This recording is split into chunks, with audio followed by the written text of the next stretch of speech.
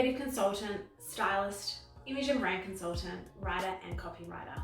Oh, and sometimes TV presenter. I'm so thrilled to be part of the Fashion Institute's Social Career Series. So I hope that I'll give you a little bit of insight into what I do and how I got there. I guess it really depends on what hat I'm wearing. So if I am styling an editorial shoot, I'm turning up to the shoot with a bucket load of clothing to put together the most beautiful shoot that I possibly can. Generally, I've created the mood board or I've taken a brief from the client, and then the wardrobe reflects that. On the day, I'll dress the talent or the celebrity, and after that, it's the fun bit of any shoot, not its returns. So that's what happens when I'm in that capacity. I also work with brands. So when I'm working with a brand in a consulting capacity or in a commercial styling capacity, I am bringing to life the key message of their campaign or their new product. So it could be conceptualizing the shoot and then bringing the team together that will shoot it to create the library of images that will roll out across social media, their website, potentially even a hard copy lookbook they might send out to key media themselves. Then I also work with corporates and individuals wanting to make over their own image, so for personal branding. So that involves me going to their home, doing a wardrobe edit, putting together a new wardrobe, capsule wardrobe for them, in which case we'll either go shopping together or I'll go and shop the wardrobe for them and take it to them. I'm also a writer, as I mentioned, so when I'm wearing this hat, I could be writing copy for a new website, drawing up a press release, I could be putting together the social calendar to run on social media. So I guess the 15 years of experience that I have really allows me to play in a lot of different fields.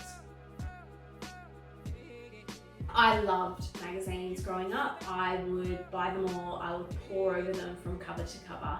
And when I was deciding what I would do once I left school, I discovered that there was a college called Macleay College that had a diploma of journalism. And I knew that it being 1 year intensive, I would be able to get out into the workforce more quickly than if I went to uni. And so I did my diploma of journalism, and during that time I really made good choices when it came to work experience. So I worked on a number of magazines in my holidays, and I also worked for free once a week at my local newspaper. The key thing for me was to have some examples of work that I could then create a portfolio with when I wanted to start job hunting. My journey to what I would call my dream job was probably 10 years in the making, if I'm really honest. I started at the very bottom, actually in advertising, not even in editorial, but I knew that a foot in the door as an advertising coordinator in a publishing company was one step closer than not being in a publishing house at all. So I started on a niche craft title, and from there I worked my way up to fashion director at Bright to Be magazine.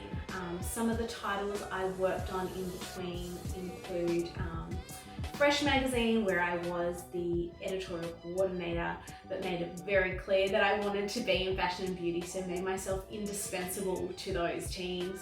And then I went across to Who and headed up their fashion section. Actually, it was 2 pages of just fashion news when they hired me, and over the 4 years that I was there, I created a 6 to 8 page section that involved shooting fashion, writing fashion news, and also working on celebrity fashion features. After Who, I went across to OK magazine, and this is probably the position where I had significant career growth and was really able to hone all the skills I had been using and gaining along the way. At OK, I was a fashion editor, and then I got promoted to fashion director, and then I became lifestyle and specials editor.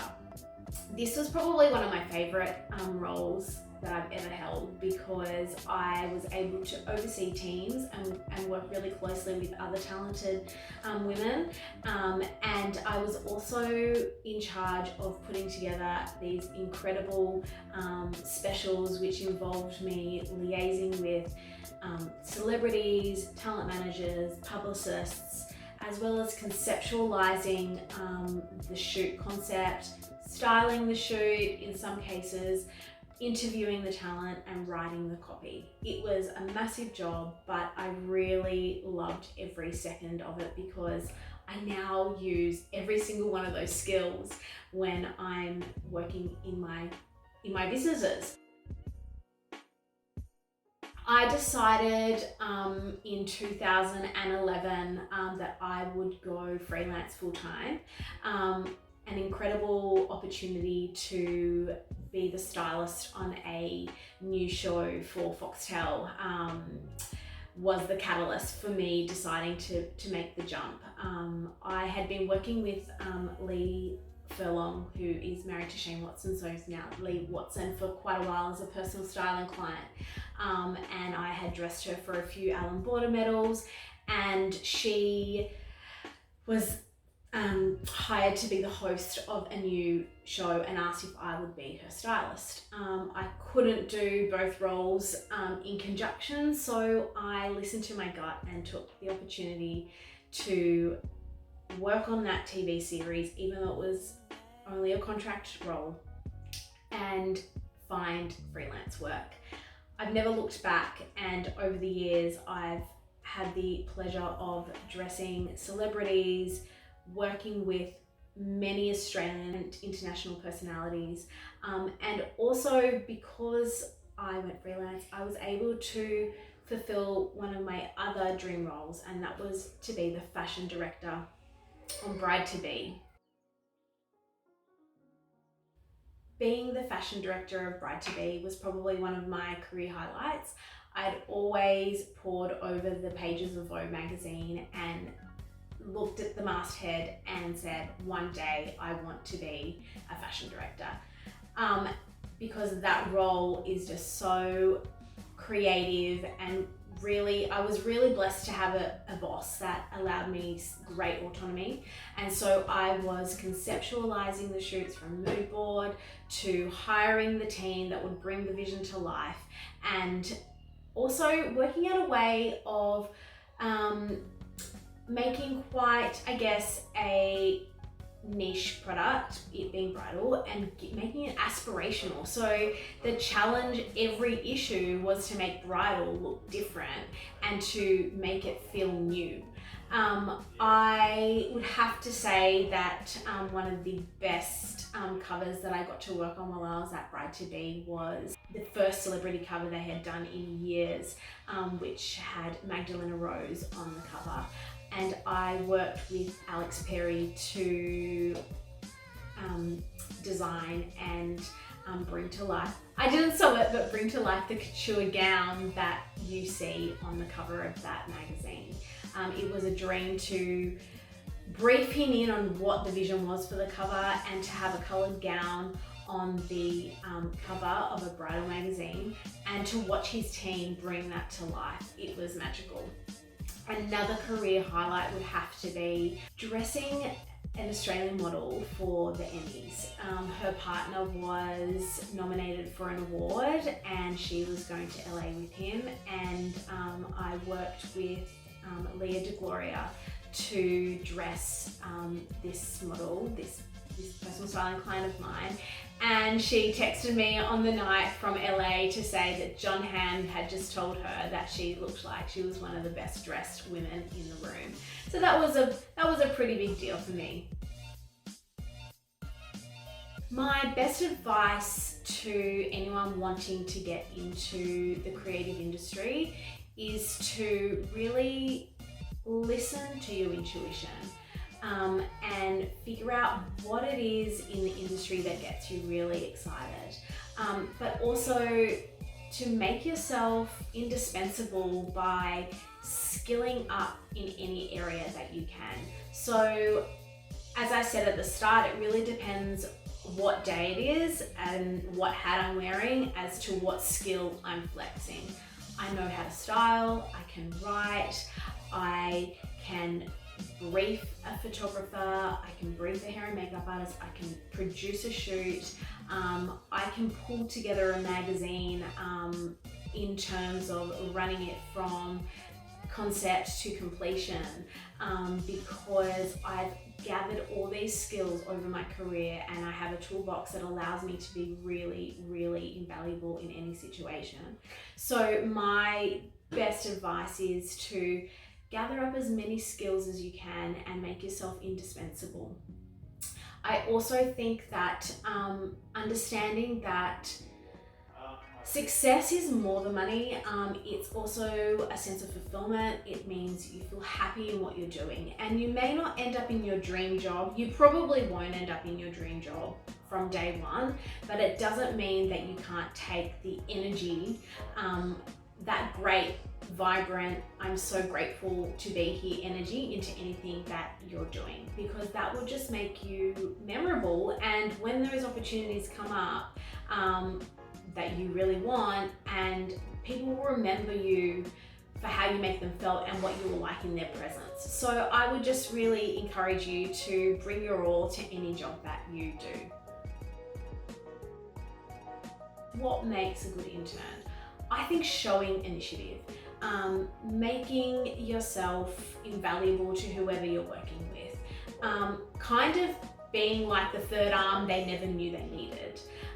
Also, don't be afraid to vocalize your ideas, or even share with them some of the great, tools that you're using, social tools or new apps you're using. Like, I know that I was working with Chloe recently from the Fashion Institute, and she told me about a app called Color Tone that I hadn't heard about. And now I use it. So don't ever think that what you have to say is not valuable, because that's not the truth. We're all valuable, and just by having the confidence to speak up and show initiative, that really is a great attitude to have. I love working with the Fashion Institute because I think that they really teach you guys what it's like in the industry. They allow you the autonomy, they set you creative tasks, they also put you in touch with the people who are either working full-time in the industry or are navigating the industry as freelancers, and so they have invaluable advice that they can pass on too. Listen to your teachers, put in the effort, and also really take those connections that you make at college and use them to your advantage in terms of seeking advice, asking for mentorship, and really soaking up all the knowledge that you can.